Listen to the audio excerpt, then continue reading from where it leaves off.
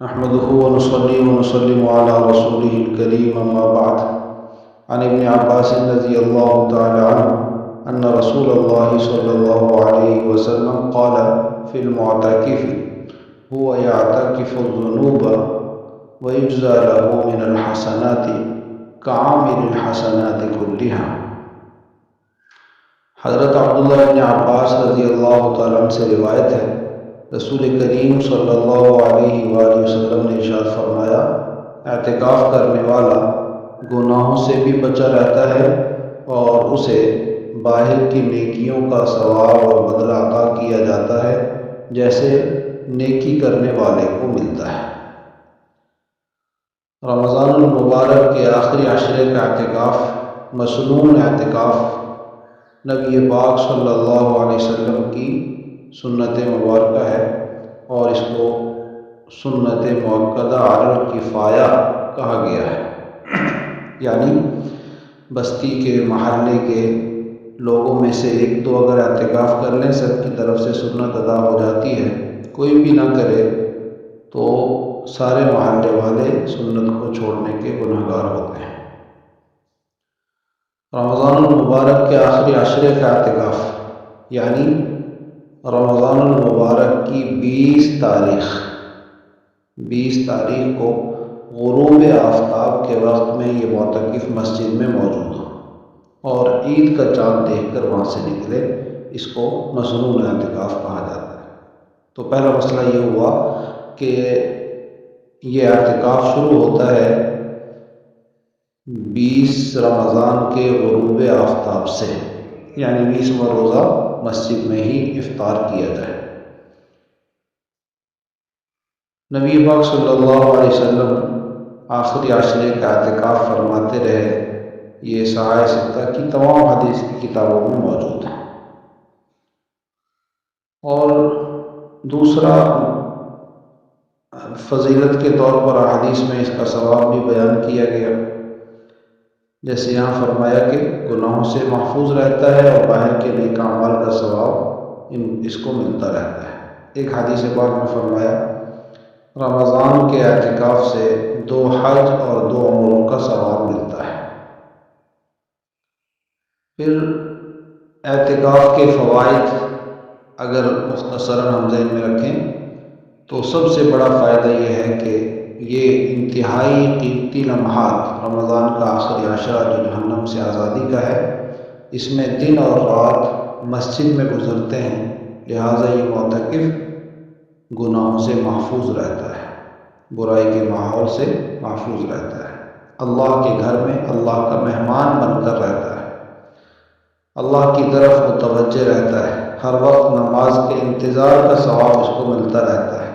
حدیث پاک میں فرمایا کہ جو آدمی ایک نماز سے فارغ ہو کر دوسری نماز کا انتظار کرے یا وہاں نماز کے بعد کسی عبادت میں لگا رہے تو فرشتے اس کے لیے دعائیں مغفرت کرتے رہتے ہیں۔ بہرحال اعتکاف بڑی عبادت اور بہت ہی خیر برکت والی عبادت ہے۔ اس میں اعتکاف کے مسائل میں سب سے اہم بات تو یہ ہے کہ اعتکاف کے لیے بنیادی شرط اور سب سے ضروری کام، پہلا کام ہے نیت کرنا، کہ اعتکاف کی نیت سے مسجد میں ٹھہرے، بغیر نیت کے ہوگا تو اعتکاف نہیں بنے گا۔ دوسری شرط ہے مسجد میں ٹھہرنا، مسجد میں، اور یہاں یہ ضروری ہے سمجھنا کہ مسجد کسے کہتے ہیں۔ عام طور پر معاشرے میں مسجد بس پورے اس احاطے کو یا چار دیواری کے اندر جو کچھ بھی ہے جو مسجد کے ساتھ اس سب کو مسجد ہی کہا جاتا ہے۔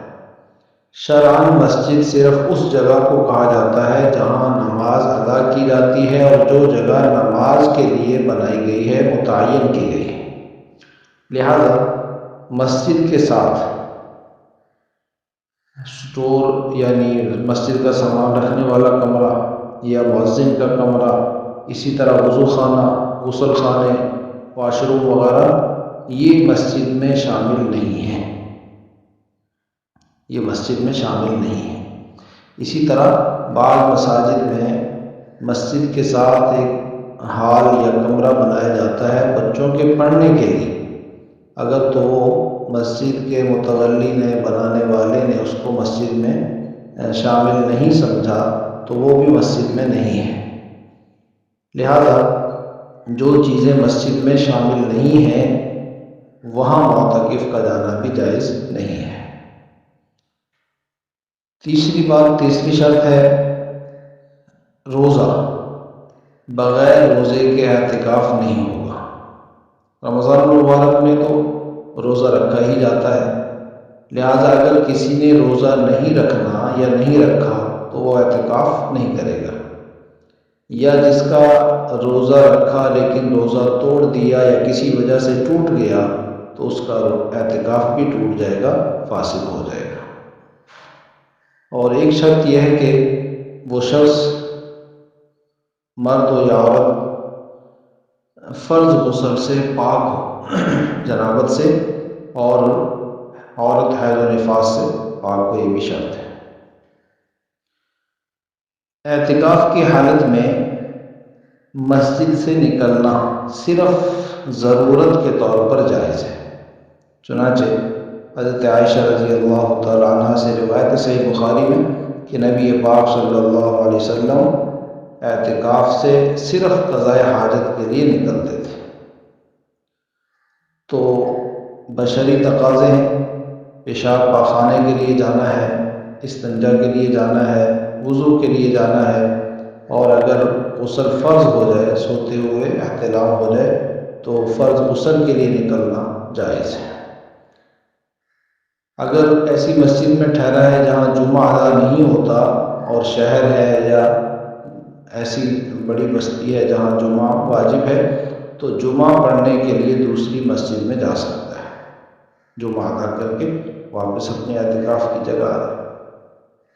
ایسی مسجد میں ٹھہرنا کہ جہاں 5 وقت کی نماز جماعت سے ادا ہوتی ہے یہ افضل ہے، اور اگر وہاں جماعت نہیں بھی ہوتی ساری نمازوں کی تب بھی مسجد اگر وقف مسجد ہے تو وہاں اعتکاف کرنا جائز ہے، لیکن افضل یہی ہے کہ ایسی مسجد میں اعتکاف ہو جہاں 5 وقت کی نماز جماعت کے ساتھ ادا ہوتی ہے۔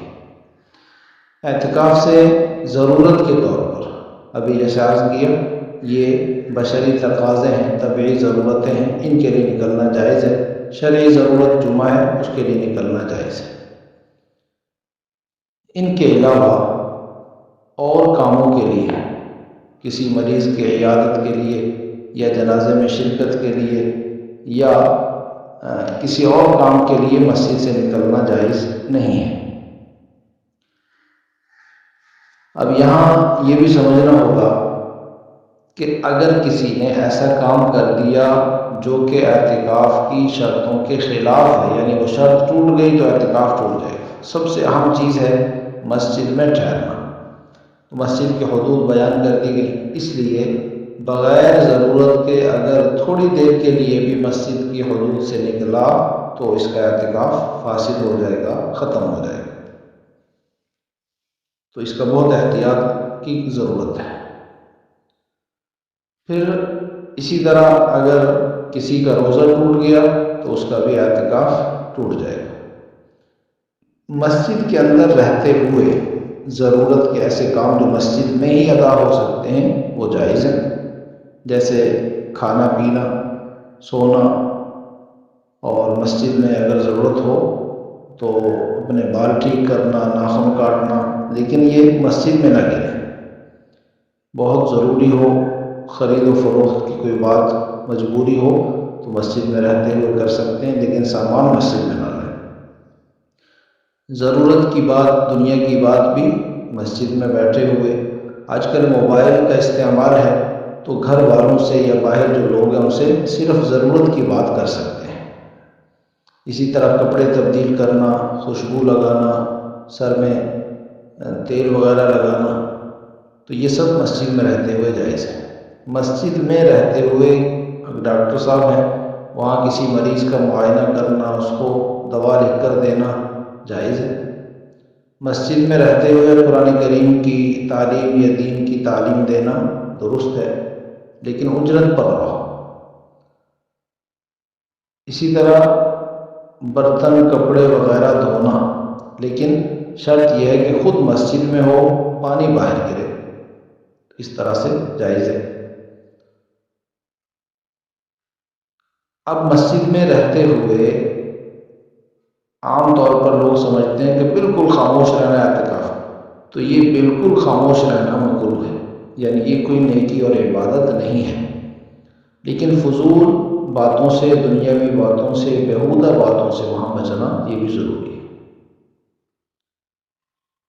اسی طرح مسجد میں اعتکاف کے لیے خیمہ لگانا، پردے باندھنا، یہ بھی آپ صلی اللہ علیہ وسلم سے ثابت ہے، لیکن بس اتنی جگہ اپنے لیے مختص کی جائے کہ جو ضرورت کی ہے، دوسروں کو تکلیف نہ ہو۔